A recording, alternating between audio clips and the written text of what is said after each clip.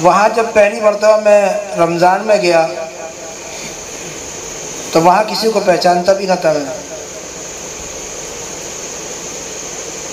تو اس علاقے میں بارشیں بہت زیادہ ہوتی ہیں.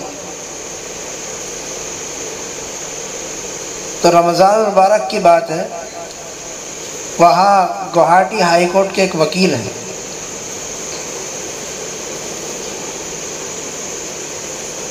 تو وہ ایک مرتبہ ظہر کی نماز میں آئے اور انہوں نے وہاں ایک عجیب و غریب بات بیان کی.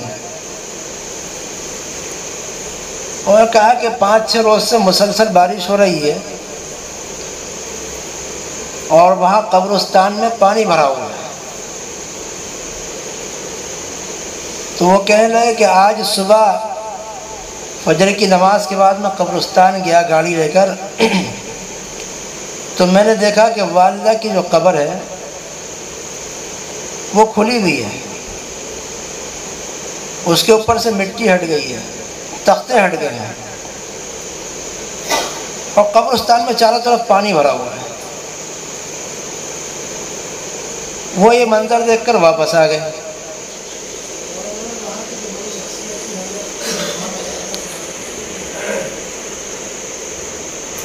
ان سے اس کے بارے میں مسئلہ معلوم کیا کہ اب مجھے کیا کرنا چاہیے.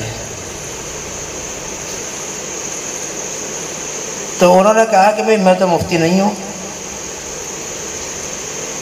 البتہ جو تراویح پڑھا رہے ہیں وہ مفتی صاحب ہیں، میرے بارے میں کہا.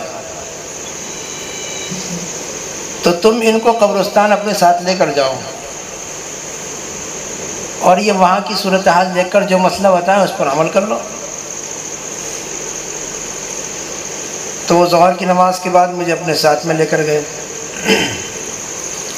وہ قبرستان میں پہنچے تو اچھا خاصا پانی بھرا ہوا ہے، بارش کئی روز سے مسلسل ہوئی تھی، اسی دن رکی تھی وہ. تو اب وہاں جا کر دیکھا کہ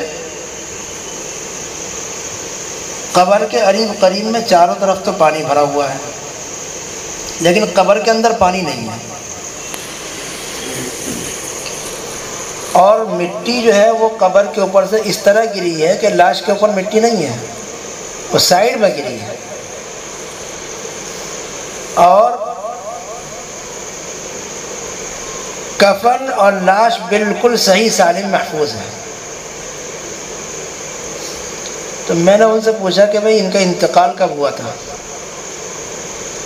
تو انہوں نے بتایا کہ آج 7 مہینے ہو چکے ہیں.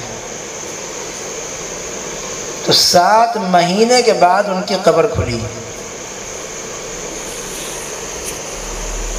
تو انہوں نے مجھ سے کہا کہ میں ان کی لاش کو دوسری جگہ منتقل کر دوں. میں نے کہا نہیں کر سکتے، قبر کے اندر پانی نہیں ہے، کچھ بھی نہیں ہے، نہیں کر سکتے.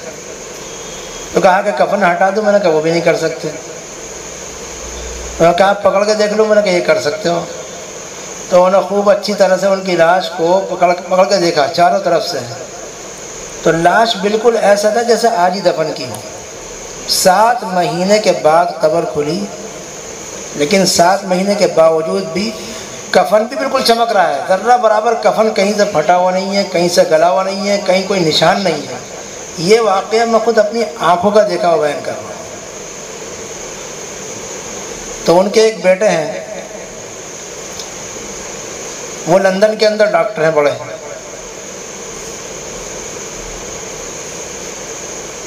تو اسی وقت انہوں نے ان کو فون لگایا کہ والدہ کی قبر پہ اس طریقے سے آیا تھا، یہ صورتحال ہے، اور ایک مفتی صاحب کو لے کر آیا ہوں.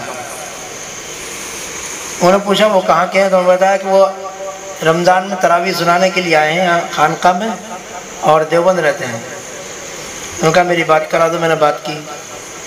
مجھ سے پوچھا، انہوں نے نام پوچھا، والد صاحب کا نام پوچھا، میں نے بتایا. تو انہوں نے کہا کہ آپ کے والد صاحب نے اب سے کچھ مہینے پہلے میرا ایک فتویٰ لکھا تھا، اور میں نے انہی سے جواب طلب کیا تھا. تو آپ انہی کے صاحبزادے؟ میں نے کہا انہی کے صاحبزادہ ہوں. تو خیر بڑی لمبی چوڑی ان سے گفتگو ہوئی.